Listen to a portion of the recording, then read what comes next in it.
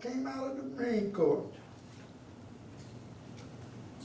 And I went to Chicago, where my sister was. My sister had moved to Chicago from Mississippi. And I couldn't wait to get in Chicago. I thought Chicago was just to have the name of saying you was in Chicago was enough. But when I got to really discover what Chicago was like, when I could get up in the morning and hear it and read it in the newspaper, who got killed last night, and who did this, and who went to this, and who went that, I discovered that I was in the far country, and it was not where I thought. And this is why I worry about these children and trying to get you to take these children to heart. Because I don't care how good he is, one day he's going to try out the fur country. It's just natural. I wasn't raised in no gambling places. I didn't know nothing about that. I didn't know anything about all the different games and all of the different groups that you get in when you're in a city like Chicago. I didn't know nothing about all of that.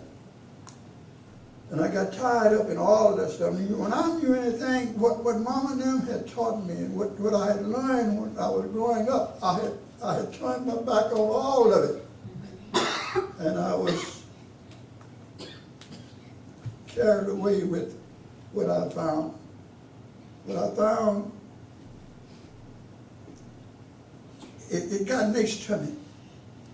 And it's going to get next to your kids. It's going to get next to those kids back. It's going to get next to all young people. And the reason it's going to get next to them is because it's a world that they have never been in. They don't know anything about it. And the only thing they have going for them is hearsay.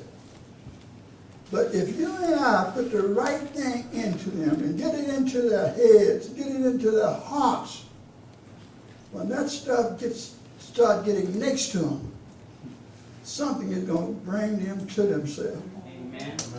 And it's going to say to them, go back. Go back where you were. And that's when I turned and went back. And that's when I began preaching. I felt the call of God for my life to preach the gospel. And I was in a place, working in a place where I could preach all I wanted. Didn't bother nobody, didn't disturb nobody. Because I was in a place where we made cans, American Can Company. And I would preach all day in that place until I was ready to go and tell my pastor that I felt the call to preach the Word of God.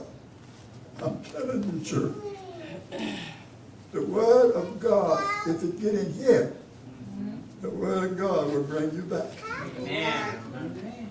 It will bring you back to God. All you got to do is listen to somebody preach or read the Bible and pay attention to what the Bible is saying, and I guarantee you it'll make you think. Yes, amen.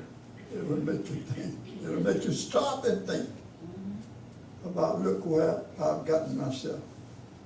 I've brought myself. So that's what this text is about. And this is what this text is designed to help us to do. Jesus was teaching his disciples. And the Pharisees and the Sadducees and the scribes, the leaders of the Jewish religion, they looked at what they saw and they thought Jesus was doing, or knew Jesus was doing it, but they didn't know why. And then they began to mumble among themselves. These were the highest people in the Jewish church. And I'm saying church so you get it. And they saw Jesus eating and drinking with those sinners and those publicans that was congregating around them, around Jesus, to hear what he had to say. And when they saw Jesus eating and drinking and carrying on with them, they began to murmur at The fact that they thought Jesus was out of order.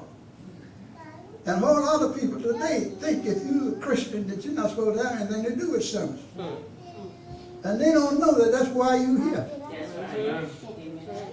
You turn your back on a sinner, where is he going? That's right.